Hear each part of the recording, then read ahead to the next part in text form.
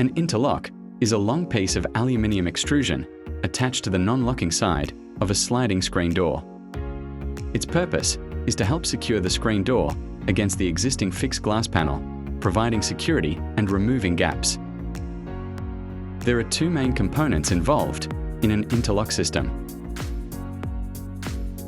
The first is the frame interlock. The frame interlock is fixed to the non-locking side of your sliding screen door. It acts as a connector, sliding into the corresponding receiving interlock on the fixed glass panel when the door is closed. The second is the receiving interlock. The receiving interlock is typically attached to the fixed glass panel. It's important to check for an existing receiving interlock when measuring your door, as many setups already have one.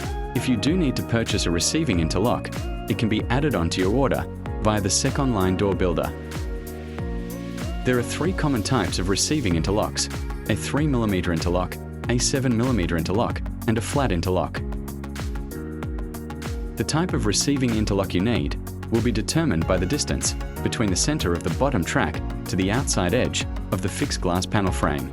More information can be found in our measure guides. When properly installed, the frame interlock on the screen door should neatly slot into the receiving interlock on the fixed glass panel, creating a secure and seamless connection.